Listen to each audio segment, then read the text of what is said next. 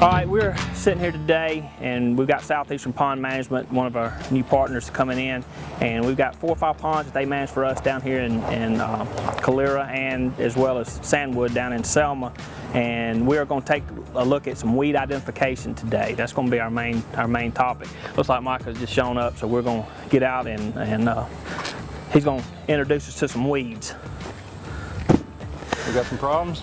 Well, just going to kind of take a look at the ponds that we've got. You know, y'all manage 4 or 5 of them, and we're going to kind of take a look and let you show us some weeds, the different kinds of weeds that we've got in our pond, and what we can do to get rid of those if we need to get rid of them. I know that we've done some stuff in the last couple of months with some grass carp here, and just more or less to save money because it wasn't cost productive to spray this particular pond. So we're going to take a look at that one, and we might take a look at a couple other ones that we've got going on. So. Sounds good.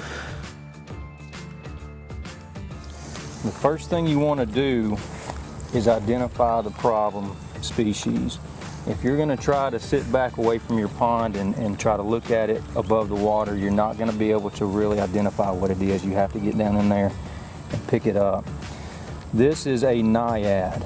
It's southern naiad, but there's multiple species of naiads. You can tell naiads have opposite leaves, sometimes 3 leaves.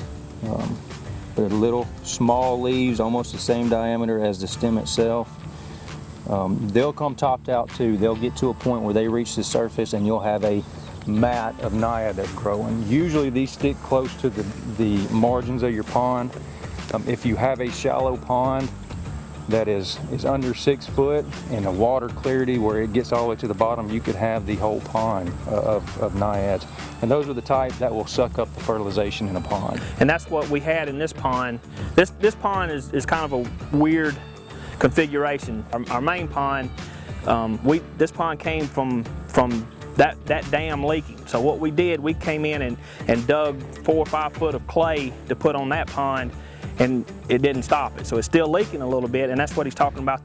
This pond never stops running.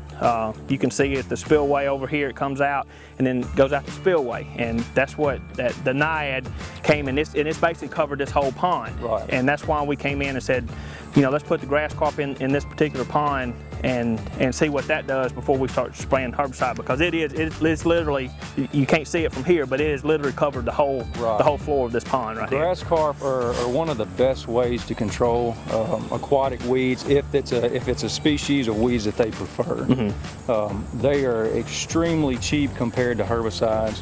Herbicides, you spray it in there 24 hours and that chemical's gone. Mm-hmm. So anything that comes up after that 24 hours, it's not going to get treated. And it's usually a one-time deal. You come in, you spray, what you kill is what you kill. If you want it done again, you're going to have to pay somebody to come out and treat it again. Mm-hmm. So if it can be solved with grass carp, that is always the best way to go off at first. And that's what we're trying here. We're going to see if they can keep control of it this year. It was already wall to wall. So when you put grass carp in and it's already a issue of you've got weeds wall to wall, you got to give your grass carp some time. Don't freak out if you come out here the next day at the end of the year even and still see weeds, because you've got to give them time to catch up. Usually during the winter time when this stuff is going to die out, the next spring when this stuff starts coming back, the grass carp was going to get a head start on it. Mm-hmm. They're going to be in there, they're going to eat it as it comes up, and so after that first year you'll start seeing good results with your grass carp. They range, it can go from 5 to 7 years of good management on your weeds with those. They do get to a size where they don't eat as much weeds as they once did. So you might have to supplement after about 7 years with a couple more grass carp just so they can keep up with the growth. Sometimes it's not a situation where you can put grass carp in. Every state's different. Some states don't allow you to put grass carp in. So it might be a situation where you have to treat it with a herbicide. But you've got to be able to identify what you're treating. You can't just go out and buy a general herbicide that's going to take care of all this. The algae you can treat with an algicide. They usually are a copper-based chemical for the most part. It does real well with the algae.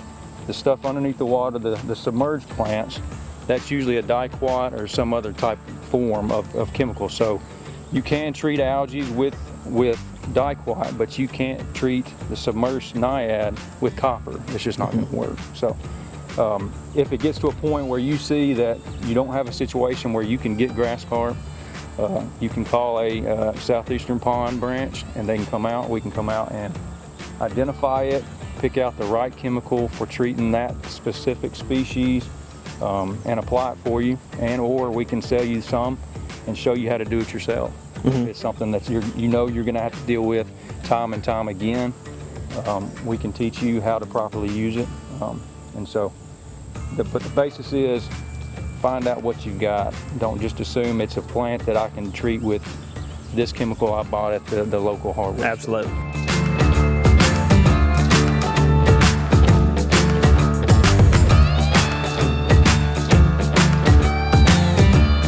This is called Cara.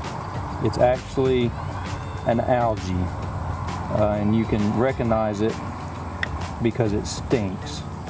So if you pull something up and it smells like garlic bread, then it's most probably Cara.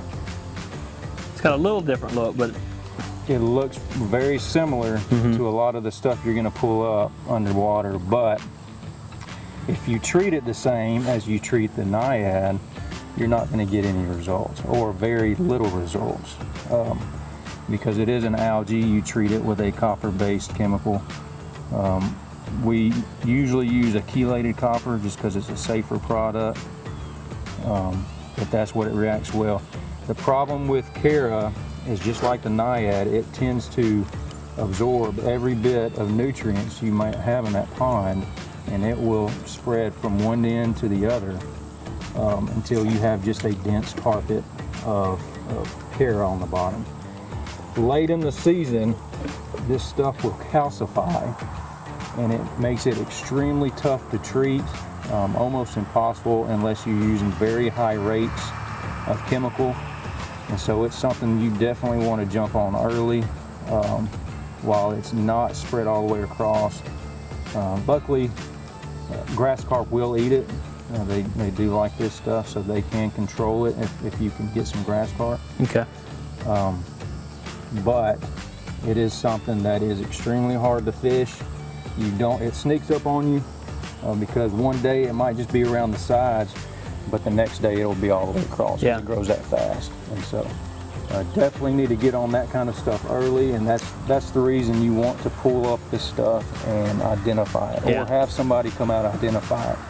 And this is one reason that you want somebody like Southeastern Pond managing your stuff for you. You know, I have no idea what this stuff is, and they come out here once every 4 to 6 weeks and actually fertilize my ponds and look for stuff like this. And I'll get a call, hey Howard, this is Michael. We've got this problem. What do you want to do about it? And we talk about it and go over what we need to do. And now it seems like we got some grass carp in the other ponds, but it looks like I'm fixing to get a load of grass carp in this pond to take care of this situation. And this is one of those things you got to get on early, or yeah, it's good. It's a good service to have somebody constantly keeping an eye on your ponds, even when you can't. Yeah.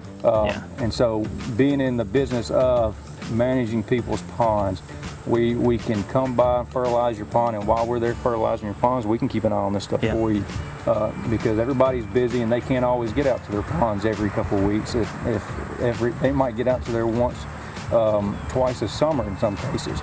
And so they need somebody there to actively manage it, so it doesn't when they show up one weekend expecting to fish. and really to know what to look for. Right.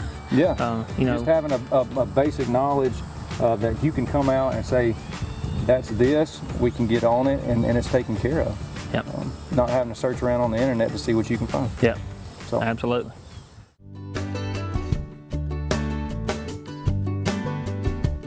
There's a place I go